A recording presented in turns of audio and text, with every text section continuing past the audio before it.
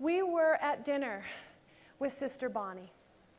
And Sister Bonnie has a really cool story. And her story is this. Sister Bonnie was a nursing nun for 22 years, and a Franciscan nun who was serving the poor. After 22 years of being a nursing nun, that was taking a toll on her. So she said, I had a life-changing moment.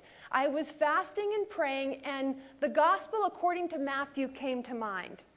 And the verse is, while you are fasting and praying, wash your face and comb your hair.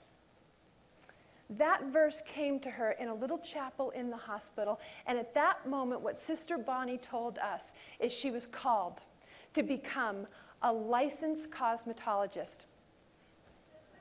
I know.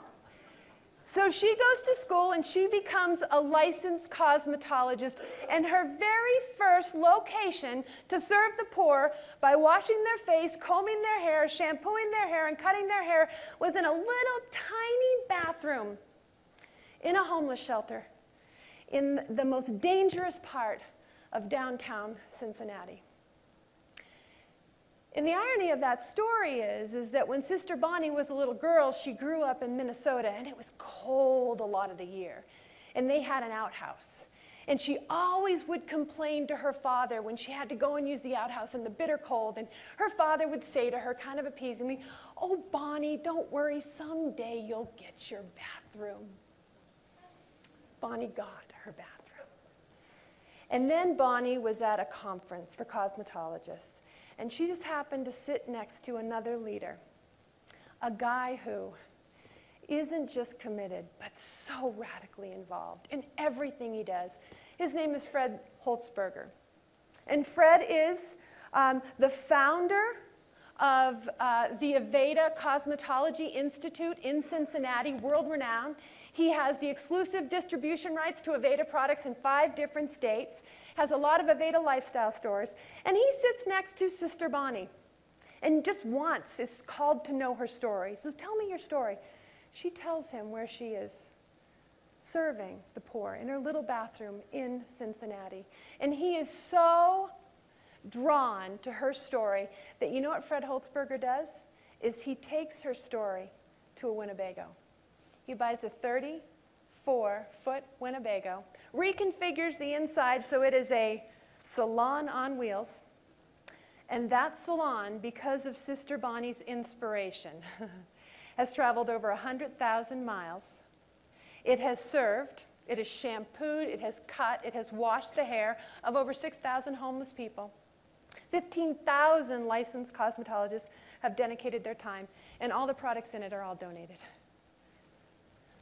One woman answered a calling. One guy noticed and created a ripple effect where 15,000 cosmetologists, 6,000 people are touched by people not just saying they're committed, but by people who say, "I'm getting in it. I'm rolling up my sleeves. I'm bringing my gifts." How do you know? How do you know? How do you notice? I think you notice by time. That one moment in time can absolutely change us. Here's a guy who changed the world. And you know, when his wife died, his sister, Marja, came to live with him to take care of all the household duties so that he could continue his life calling. And then, 15 years after coming to live with him to take care of him, she suffered a stroke and went into a coma.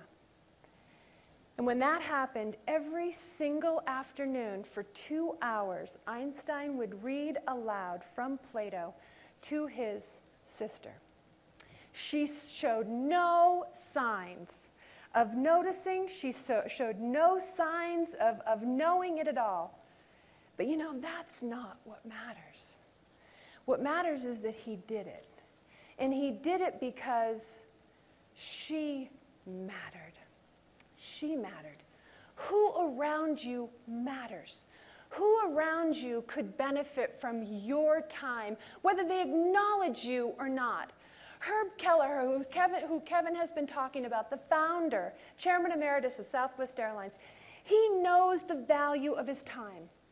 So he would take the busiest day in his industry and he would find the department, the team that was the craziest, the busiest, the most frustrated, you know, people that really didn't want him as a distraction there, you know, but he'd go. And he would go and he would spend time. And he'd roll up his sleeves and he never went to fix anything. He always went with a desire to feel. He wanted to feel what it was like in the call center. He wanted to know what it was like to lug bags and load them into the belly of the airplane when it was hailing and sleeting.